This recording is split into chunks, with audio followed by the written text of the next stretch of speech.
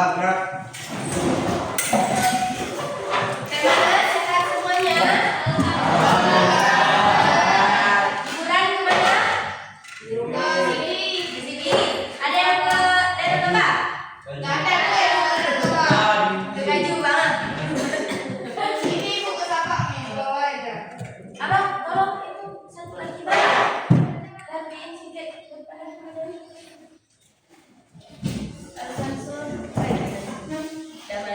Aku udah mana lagi kan? Oke, jadi kan siapa yang nggak hadir? Tiga orang. Siapa aja? Dan gua Cut sama Razik. Kenapa sakit? Kayaknya ya. Oke, kenapa? Kalian jaga-jaga kesehatan ya. Lagi kurang fit. Nah, kita hari ini kasih kalian video dulu, nanti kalian lihat apa kita mau belajar apa.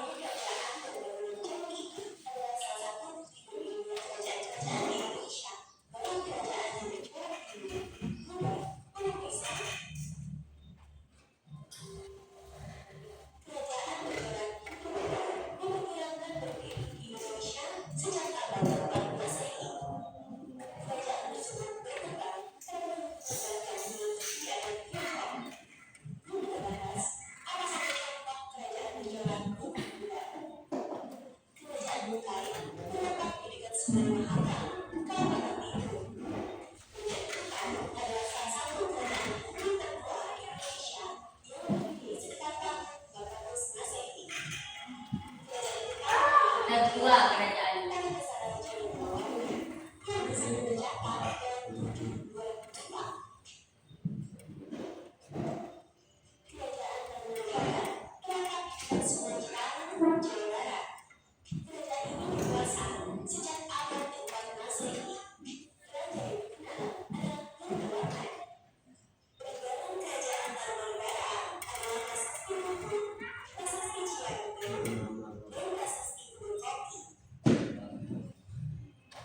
Nah, kalian lihat ya. Lihat ini pula. Nah, udah tahu kan kalian kita mau belajar apa? Belajar tentang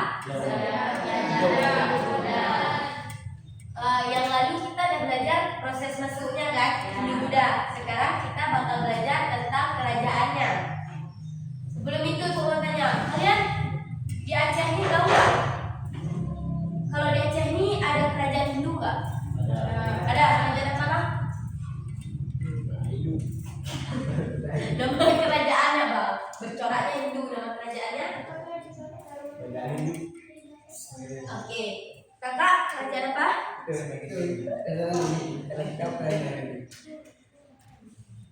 Al-Mansur? Kerajaan apa?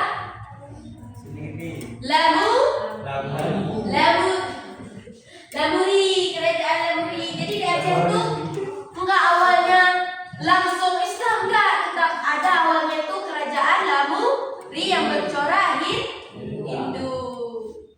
Hasil produk budaya ini salah satu kan Indramayu kan? Udah pernah ke situ? Good job. Baik lele gaduh jajak bak kafe mentau kan? Bandung Banjaran jajak kalau bang. Yo Mansur. Nah, pertama ada Kerajaan Kutai. Kerajaan Kutai ini sebagai salah satu kerajaan tertua di Nusantara karena berdiri dari abad 4 Masehi. Di video tadi kan udah dijelasin kan? Dan juga Kerajaan Kutai ini yang pertama menerima Hindu, pengaruh Hindu, agama Hindu, karena kan dan dijelaskan juga dulu kan bahwa ada satu perayaan yang mana rajanya ini melakukan perayaan mempersembahkan kepada dewa, yaitu berapa ribu sapi yang dikorbankan dan mereka India. Dan dari situlah Brahmana yang datang ini setelah itu menyebarkan ya Kak kan agama Hindu di tanah Kutai. Nah, setelah itu ada yang namanya letak geografis. Bu, apa sih letak geografis itu? Apa fungsinya? Jadi letak geografis itu yang menentukan tempat itu strategis nggak? Contohnya kayak gini hari ini. Misalnya rumah Fakri di Jalan Lintas Sumatera. Depan dia tuh ada SPBU. Sini ada tempat kafe orang sering duduk. Ada yang tempat keluarga juga. Ada tempat banyak lah, misalnya aktivitas di situ. Ada tempat belanja baju juga dekat-dekat situ. Rumah Fakri di sini, di seberang sini dekat. Fakri jualan, strategis nggak? Strategis kan? Pasti akan ramai. Misal Fakri buka warkop lagi di situ. Fakri buka warkop di tempat ada SPBU, ada kafe juga orang sering nongki, ada juga orang belanja. Kan sering tuh bapak, anak muda, ibu-ibu kan? Fakri buka warkop, strategis. Demikian juga dengan kerajaan yang ada, terutama kerajaan Kutai. Dia berada di tempat yang strategis nih, yaitu di daerah Muara Kaman di tepi Sungai Mahakam. Karena kenapa? Sungai Mahakam ini kan salah satu sungai terpanjang di Indonesia kan, yang juga mempunyai fungsi sampai hari ini sebagai jalur transportasi orang-orang di Kalimantan. Jadi waktu di kerajaan zaman Kutai dulu juga demikian. Sungai ini menjadi jalur transportasi untuk mereka melakukan perdagangan. Itu baik dari dengan sesama wilayah mereka maupun dari orang-orang luar, dari India terutamanya. Jadi fungsi sungai kala itu sangat mempengaruhi kerajaan ini. Ada sumber sejarah. Sumber sejarah itu apa sih maksudnya? Sumber sejarah itu yang memuat berita tentang kerajaan ini. Kenapa hari ini kita tahu kerajaan Kutai 4 Masehi, kerajaan Kutai ada prasasti ini, ada raja ini? Karena dari sumber sejarah. Sumber sejarah di sini yaitu dari Yupa, 7 buah Yupa itu tiang yang berisi memuat informasi-informasi dari tulisan Pallawa. Ada sistem pemerintahan. Sistem pemerintahan Kutai awalnya kan belum ada nih corak Hindu. Kita yang asli Indonesia sebelum masuk kerajaan pengaruh Hindu itu dikenal dengan sistem kepala suku bang, bukan raja langsung kita sebut, bukan sultan tapi kepala suku. Nah, yang diduga yang memang orang asli Indonesia dari Kutai ini yaitu Hudunga. Dia itu sebagai kepala suku yang belum kena pengaruh Hindu waktu dia memimpin. Nah, setelah itu baru anak dan cucu-cucunya itu ada Swarma, Belawarman, itu baru mereka udah kena pengaruh Hindu pada masa pemerintah mereka. Sistem pemerintahannya itu turun-temurun. Kalau turun-temurun apa Kak? Namanya? Apa? Kalau turun-temurun itu kalau dalam bahasa Inggrisnya apa? Monarki. Turun-temurun itu monarki. Turun-temurun tuh ini kakek dia ada anak nanti lagi ada dia, ayah dia raja, nanti jadi dia raja, dia ada anaknya jadi raja, ada cucunya jadi raja, ada piutnya jadi raja, hingga bahwa itu namanya sistem turun-temurun, enggak demokrasi. Kalau kita Indonesia ini sistem apa? Demokrasi. Kenapa demokrasi? Karena bebas. Karena bebas, enggak turun-temurun. Siapa aja boleh mencalonkan diri sebagai presiden, ya kan? Kita lihat peninggalannya. Ini apa tadi? Besok kita lihat lagi. Ada kerajaan Tarumanegara kan di tepi sungai Cisadane. Tepi sungai juga kan? Habis itu sumber sejarah yang memuatnya juga ada beberapa prasasti. Salah satu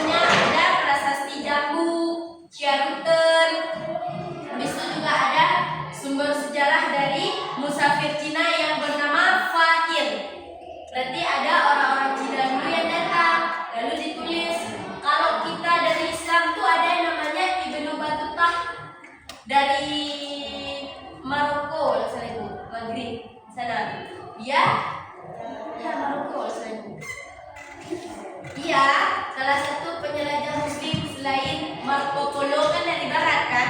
Kalau dia muslimnya pernah singgah di Masai, dia memuat tuh cerita-cerita. Pas singgah di Masai dia cerita ada seorang raja, dia sudah mengenal kalimat misalnya La ilaha illallah atau Al-Fatihah, habis itu nanti diceritakan bagaimana suasana kerajaan itu. Nah, itu sumber-sumber dari orang luar, mereka yang datang ke sini lalu mencatatnya. Habis itu juga ada sistem ekonomi mereka dari perdagangan, pertanian dan peternakan. Jadi mereka bertani lalu diperdagangkan, mereka juga beternak. Nanti apa yang diternakkan ya sesuai apa yang kala itu banyak diternakkan. Misal kalau sekarang kan banyak diternakkan kayak ayam, ya kan? Habis itu sistem pemerintahannya monarki herediter, yaitu berarti sistem pemerintahan yang diwariskan secara turun-temurun dalam kerajaan. Raja sebagai kepala pemerintah sekaligus pemegang kekuasaan tertinggi dalam politik, militer, dan agama. Jadi semuanya berpusat di raja. Mau perang, mau keputusan raja, mau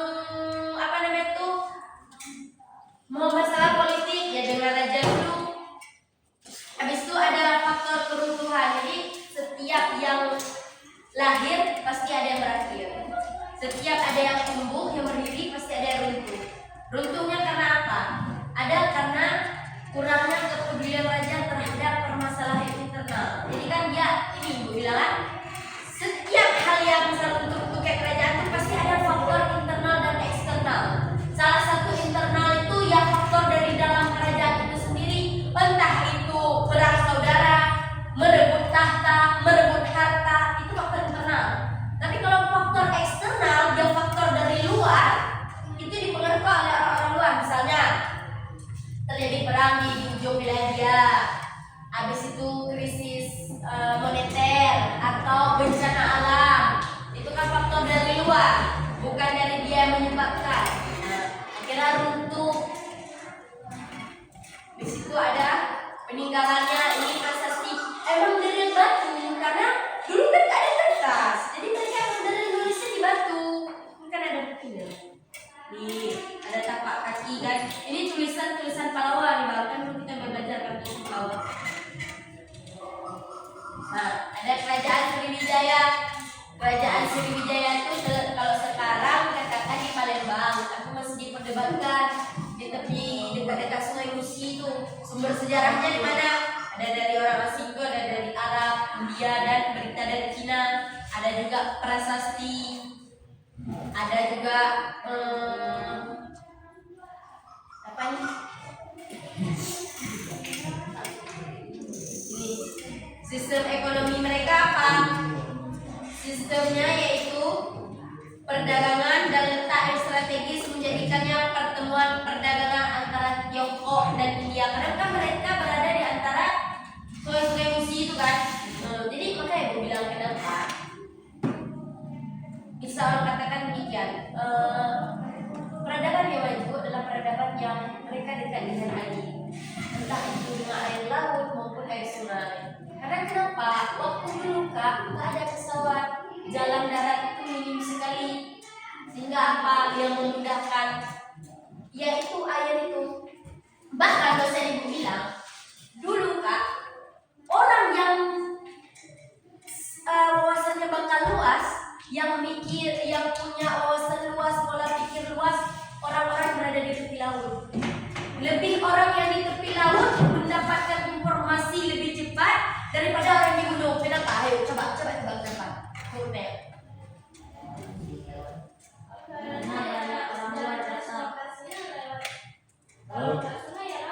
Oke, cakep, Len.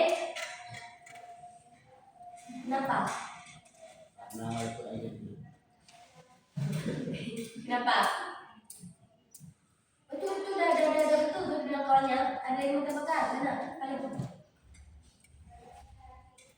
itu agak terlalu ekstra ya, kayak yang kemarin karena kurang fit juga sedikit.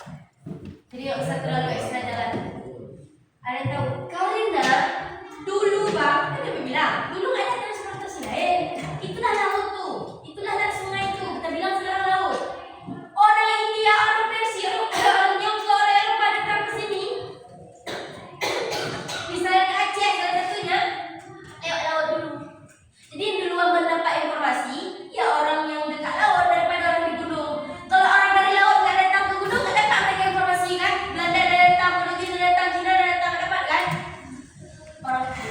Orang yang dekat-dekat laut, orang-orang dekat pesisir yang duluan mendapatkan, oh ginilah bentuk orang-orang luar tuh. Oh gini ya sistem perdagangan. Oh gini ya pakaian mereka. Oh gini ya makanan mereka. Gini ya budaya mereka.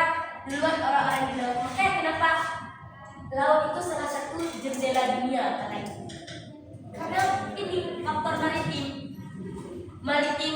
Ada yang tahu nggak beda maritim, bahari, agrari? Ada paham? Ada yang tahu?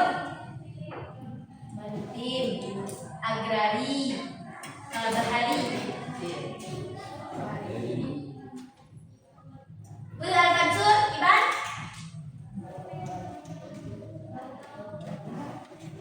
Iban?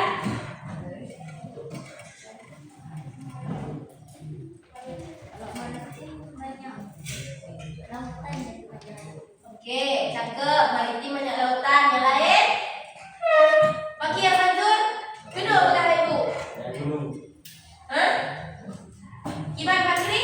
Hari banyak gunung. Anak. Cepat. Iban Mansur. Bukan Haju. Salah betul ada masalah. Bukan Haju Mansur. Hari. Cepat. Apa bang? Kalau maritim, dia lebih ke kegiatan aktivitas kelautan, baik itu perdagangan, penangkapan ikan, pertukaran barang-barang dagang, itu namanya maritim. Ya, perdagangannya, kegiatan aktivitasnya. Sedangkan bahari itu produk kebudayaan yang dihasilkan dari maritim itu. Contohnya apa? Ada penjuri laut tahu? Tahu kan? Ada yang nanti orang Rabu Abe. Rabu Abe itu kalau kami di sana Barat Selatan itu nanti tradisinya kayak makan-makan ke laut, menolak bala gitu. Pelak bala. Itu namanya kebudayaan dari maritim itu dinamakan dengan bahari. Kebudayaannya disebut dengan bahari, sedangkan aktivitas maritimnya disebut dengan maritim. Aktivitasnya disebut dengan maritim, kegiatan maritim, perdagangan, tangkap ikan dan sebagainya. Ada kayak upacara tradisi ini, baharinya, budayanya.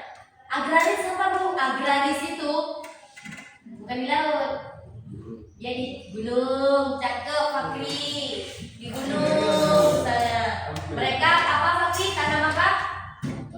Misal tanam ubi gitu kan, tanam cengkeh, tanam lada, tanam kayu cendana, tanam kayu manis, lalu dijual, diperdagangkan, ya kan? Datang mereka dari gunung ke pesisir nanti. Di situ kan pesisir banyak tuh kan, kayak aku bilang tadi, orang-orang luar, nah di situ diperdagangkan. Jadi hari ini Kerajaan Aceh Darussalam kenapa bisa masyhur? Kenapa orang luar bisa tahu? Karena kita bertepatan dekat Selat Malaka. Orang Eropa, orang India, Cina dan lain sebagainya mau masuk ke Malai, ke Singapura harus lewat Aceh dulu. Jadi letak kita strategis bang. Gue nak tamu Aceh, Aprang Aceh itu punya naprang di Aceh dan dilewat di Malai dengan Singapura.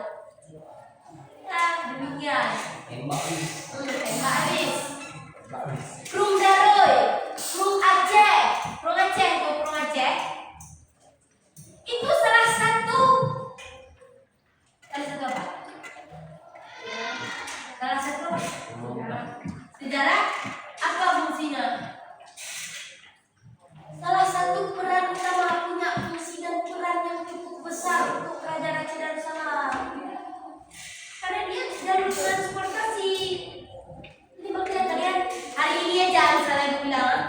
hari ini kalian, mama kalian gak ada air di rumah sehari, sibuk gak? Sibuk kan? Hai gimana nak ibu belum tabur baca belum terah? Fakir nak sebelah satu kos itu belum terah. Fansur sabu kalau bagi buku belum terbangun. Kan? Itu kan? Itu masih sekedar air untuk kehidupan kita di rumah. Sebegitu besar mestinya. Hari ini orang dahulu juga demikian, air punya peran yang juga penting. Pernah dengar peradaban Sungai Nil? Pernah dengar peradaban Sungai Indus? Indo-Daro? Itu mereka berada di pinggiran sungai semua, berada di pinggir laut, berada di pinggiran air. Firaun yang kalian kenal, mereka mengandalkan Sungai Nil untuk kehidupan mereka. Berak ada situ, mandi dari situ, mengalirkan pertanian dari air itu, mengalirkan irigasi dari air itu. Jadi air itu jadi sumber kehidupan mereka. Ketika mereka jauh dari air, itu jadi permasalahan. Karena haus satu jam aja nggak ada air, kita haus kayak hampir mati gak kan? Iya kan? Jadi hari ini kalau ada yang bertanya sama kalian, Bu, kenapa pelabuhan hari ini nggak sesukses kayak pelabuhan dulu? Ada kan mikir kan? Dulu Aceh itu kok orang kalau dengar cerita kan Aceh itu dia pelabuhannya kok masyhur Bu, awal-awal itu loh menuja. Makan Bu orangnya karena itu bisa jadi salah satu faktor ya Bang, karena hari ini bisa jadi kebiayaan. Dulu transportasi langit gak ada, kayak pesawat kan gak ada kan. Habis itu transportasi darat minim banget dan itu bakal menumpuk lama untuk efisien. Jadi laut yang lebih efisien. Jadi orang menggunakan laut. Jadi tiap titik-titik pelabuhan yang ada di Nusantara itu berfungsi. Kalau kita tarik dari barat selatan itu misalnya mulai dari Jakarta, Padang, nanti ada di Sumatera Utara sampai ke Aceh, sampai ke Aceh Timur sana, ke Belawan lagi ke Sumatera. Itu ada titik-titik pelabuhannya yang dulu itu masyhur. Karena pelabuhan-pelabuhan inilah menjadi titik dan pusat bagi orang-orang kolonialisme. Kalau nggak ada pelabuhan, mereka nggak bisa menepi, nggak bisa menjual barangnya, nggak bisa datang ke tempat ini jual barangnya. Iya, ngapain kolonialisme kalau bukan mencari uang untuk jual barang itu kan? Jadi pelabuhan punya fungsi, tapi kenapa hari ini nggak demikian berfungsi lagi? Karena bisa ke harga mungkin, bisa jadi harga. Hari ini kalau dia antar barang dari pelabuhan Merak sana ke besar pelabuhan Malahayati, itu orang 2 kali bayar Bang. Hai, dari Merak, dari mobil masuk ke kapal, biaya lagi. Dari pelabuhan tuh bawa ke Malahayati. Dari Malahayati dari kapal masukin mobil lagi. Penglong. Dari mobil nanti taruh ke gudang, turunin lagi ke gudang. Penglong. 2 kali lipat bayar mahal orang pedagang. Jadi kalau langsung mereka misalnya gunain teruslah jalur darat, nanti diambil dari misalnya Merak sana, pelabuhan Merak misalnya dari bus sana masukkan ke mobil yang ini, kargo ini, truk ini langsung ke gudang bisa dibawa ke Aceh. Sekali aja cuma bayarnya, karena bulan-bulan buat pembongkaran nggak lama, lebih efisien waktu. Jadi salah satu kenapa hari ini mungkin jalur pelabuhan, jalur laut agak sedikit ini. Itu yang Ibu bilang yang di Indonesia Nusantara. Kasihan kan, Malahayati dulu kibat kan, masyhurnya pelabuhan lain lagi. Orang-orang luar datang dulu tuh sebelum ke daerah sini, singgah dulu daerah ID sana, Timur. Nah ada juga pelabuhan, tapi hari ini kan nggak demikian. Sekarang kalau di Sumatera salah satu yang lebih ini pelabuhannya yang di Belawan, Sumatera Utara, dalam sana, dalam sana Pangkalan Berandan, Belawan kan, itu yang sekarang masih tetap beraktivitas. Kita lihat lagi kepercayaan mereka ini yang Sriwijaya ini, dia Hindu, Buddha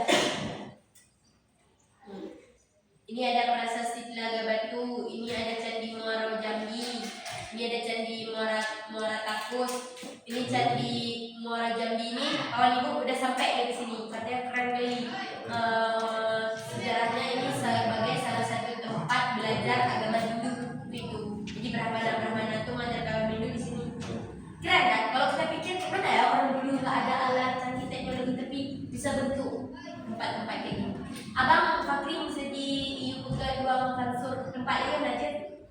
Dia. Tanah liat.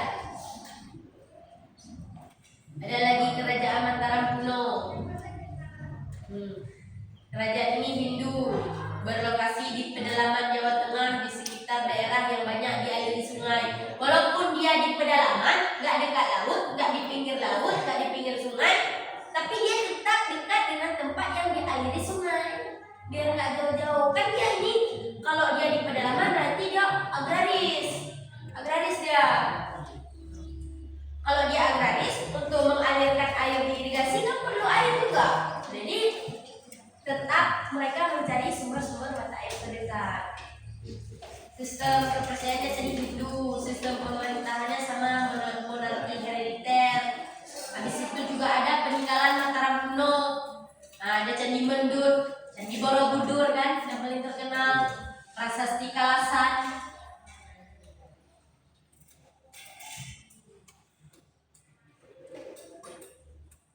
Habis itu kita bisa lihat Kerajaan Kediri.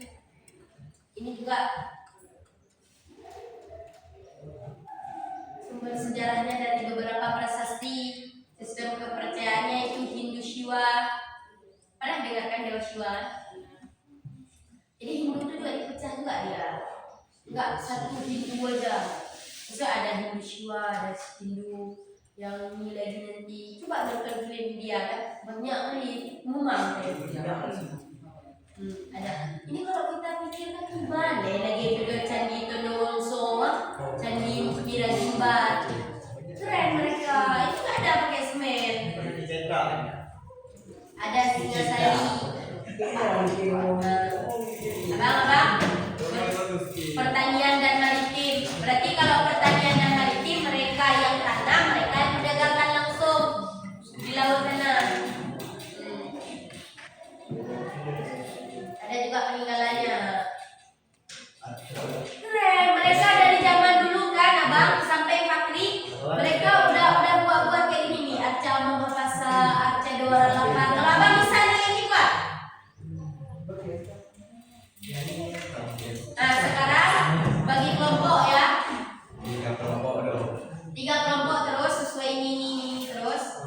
Kalian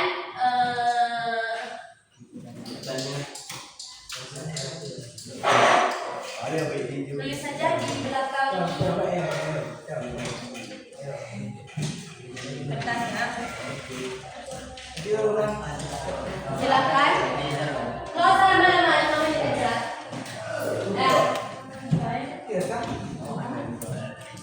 Kalian lihat gambar.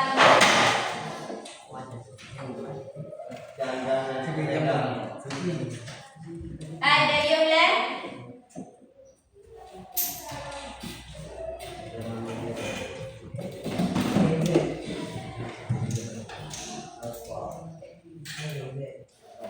Nah,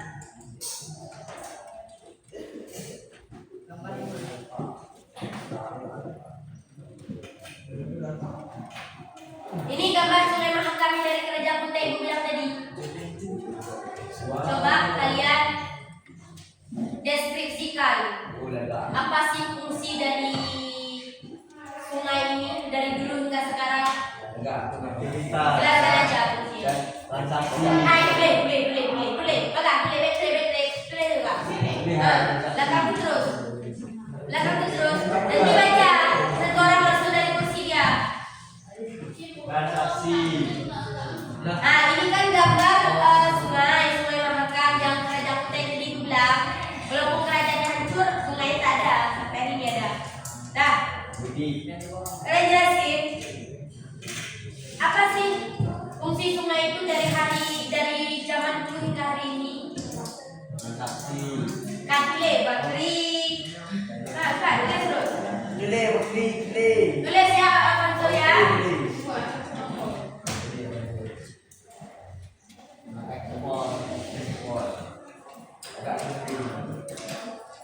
Jadi wisata. Boleh abang ganteng saya suntik 5 menit dari sekarang. Nanti 5 menit ke depan ibu tarik.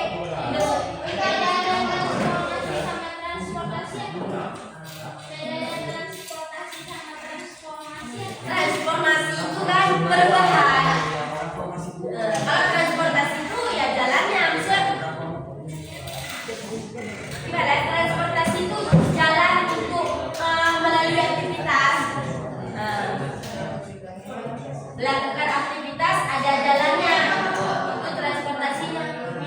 Sungai Mahakam di Kalimantan.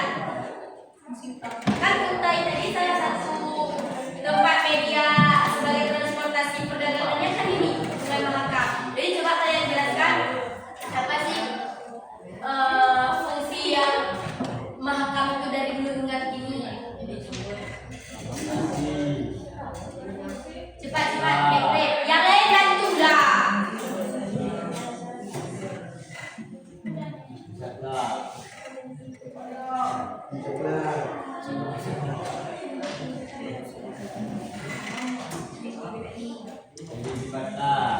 Bawa jelasan.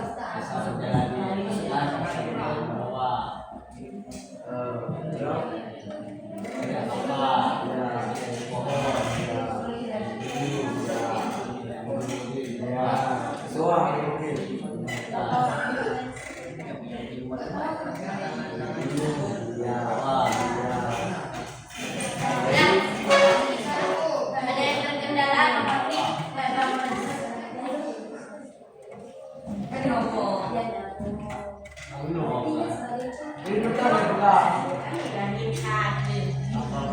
Selain transportasi sebagai ini.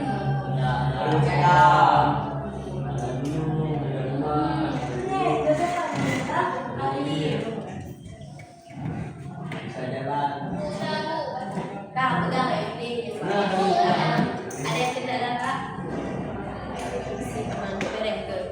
Ada yang terkendala? Mansur. Selain transportasi juga dari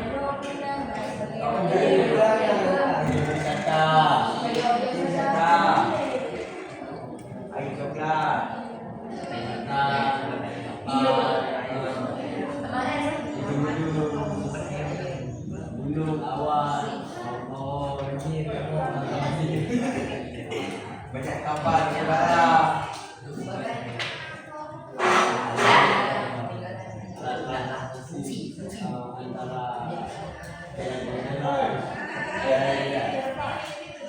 Udah, oke udah.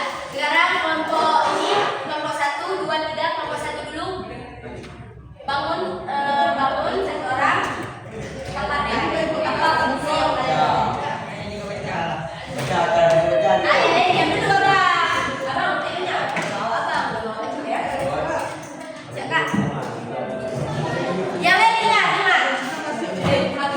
Agri.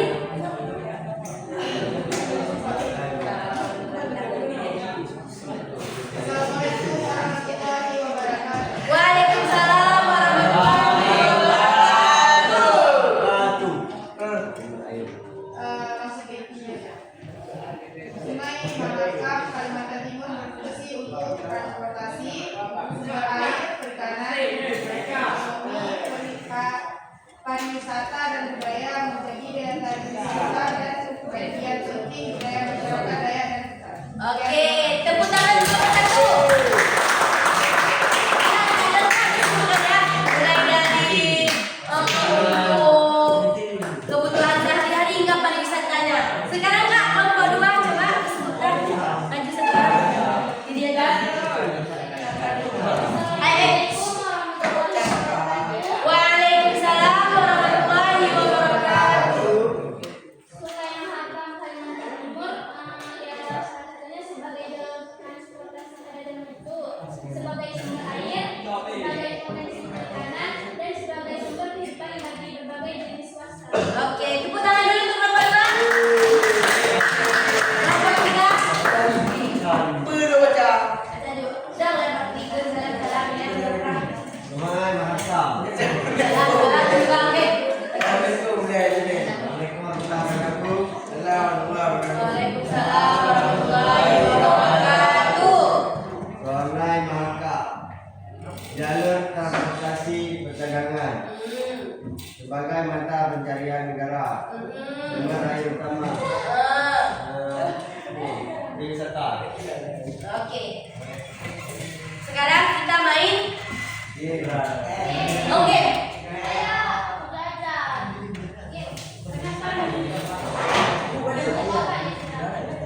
Kita main game dulu sebentar, habis itu langsung udah siap ya. Oke, Bes. Oke, diam dulu.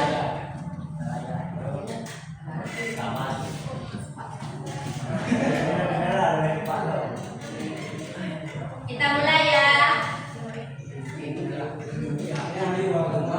Coba kakak di sini ya. Kita mulai.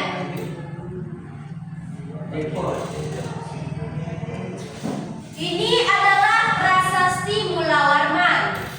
Prasasti ini menyebut nama raja dari kerajaan mana? Tadi udah ada 7 buah apa tadi? 7 buah IPA. IPA. Kerajaan? Kerajaan? Kutai. Oke, good job. Betul ya? Tepuk tangan lu.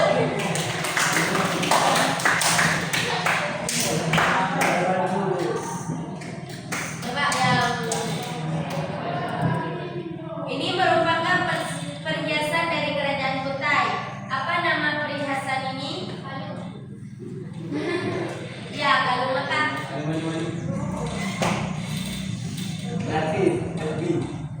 Galung Siwa. Kan ada disebutkan tadi kan Galung Siwa kan. Mereka punya Galung Siwa. Nah, di sini kita belajar. Jadi sampai main game yang tadi nggak ada di PPT, udah bisa jelasin. Al-Mansur. Nya. Buah ini merupakan buah yang menjadi asal nama dari kerajaan Majapahit. Apakah nama buah ini, Al-Mansur? Larang ini buah giri, tapi bukan buah giri. Buah apa? Buah apa, Bang? Buah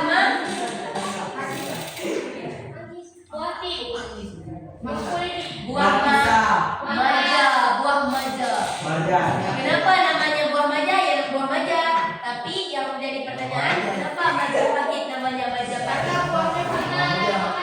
Yes. Jadi Majapahit itu diambil dari nama buah ini, Majapahit. Maja artinya pahit. Jadi di daerah Majapahit itu dulu banyak kali buah maja ini dan rasanya pahit. Majapahit, buah maja rasanya pahit. Jadinya Majapahit. Tahu ya? Asal mulai dari pohon.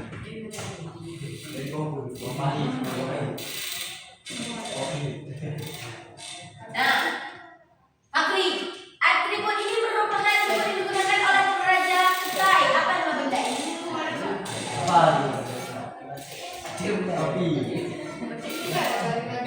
Mahkota raja. Mahkota raja. Jadi jangan kalian pikir raja itu nggak ada mahkota. Yang kalian lihat di film-film itu raja ada mahkota ada.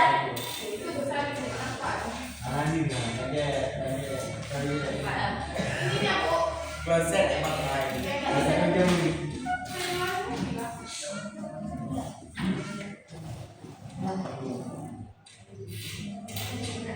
Anak-anak kali ini. Coba Bang Arif, apa ini? Good job. Keren dari baju. Nah, kan lupa tadi. Dan jangan kalian bilang Yupi. Tadi apa?